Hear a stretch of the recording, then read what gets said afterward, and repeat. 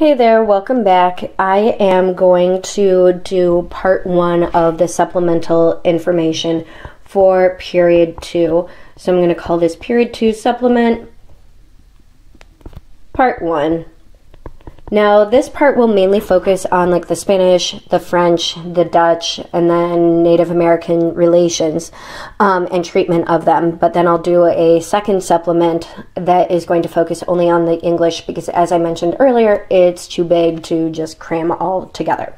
So let's start off with the colonial locations of some of the other imperial powers. So for Spain, you have their location in Florida, and this was founded in 1565, and this is going to be St. Augustine. St. Augustine is going to be our oldest permanent location and settlement that we have in North America, contrary to popular belief of it being like the 1607 Jamestown by the English. So Spain goes into Florida. Spain also goes into New Mexico, which I talked about in period 1, and this would be like the 1680 Pueblo Revolt.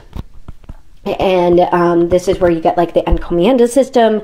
This is where we see the Pueblo Indians who build into the canyons and have a developed irrigation system and stuff like that, and then the Spanish come across them. Texas is also going to be a location, but just realize that they grew more slowly in Texas as far as like the Spanish influence there. And then eventually later on we have involvement of Spain in California, namely like around the 1770s. So you're looking at San Diego in 1769, San Francisco in 1776, and you have a lot of Franciscan missionaries that are going to be founded in California. So then the French, or France I should say, is going to mainly be in the Mississippi Basin. And if you're like me, I sit here and I'm like MISSISSIPPI. So the Mississippi Basin, which is going to be modern day Louisiana and into Canada. For the French, remember, like they're mainly here for fur trapping and trading, right? But some of their early explorers were going to be like Cartier and Champlain, Joliet, Marquette, de la Salle, names that hopefully you at least recognize from back in the day. And then you have Holland. So Holland is going to be in New Amsterdam. And New Amsterdam, as I previously mentioned, is modern day like New York, New Jersey area.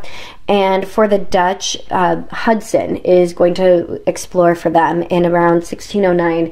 And he ends up founding what we now know as the Hudson River. So now that you have an idea of some of the colonial locations besides the English along the Atlantic coast, let's talk about the Native American treatment by the different colony imperial powers, okay? So let's start with Spain. Now keep in mind, Spain, the short of it is conquer, rule, intermarry. And so with that, the different ways, you know, conquering and ruling like the Aztec, the Mayan, the Incan, the Pueblo, intermarrying with people in the Southwest. But then also keep in mind the encomienda system of using the natives as a form of slave labor. Then you have France. And France actually has relatively good relations, I about said locations, has relatively good relations with the Indians, namely like in the Great Lakes regions. And the reason why they have relatively good relations is because they have few colonists. They don't really set up farms, and they don't really have towns. And so to the natives, the French posed a little threat. Now, keep in mind, though, that the whole point of the French and what they were really here for was a lot of fur trapping and trading as opposed to expanded colonial claims.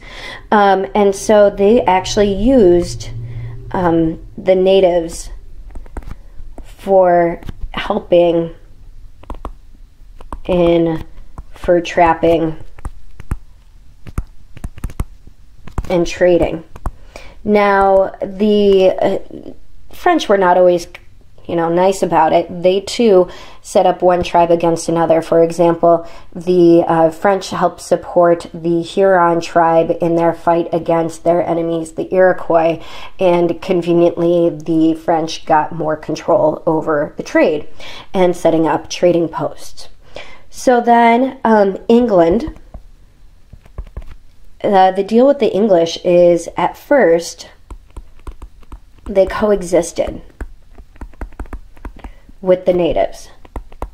Think of like Squanto, right? Think of the natives helping the English with the basic farming, the basic crops, and the English in turn showed them how to do metal work, how to do weapons, that type of thing.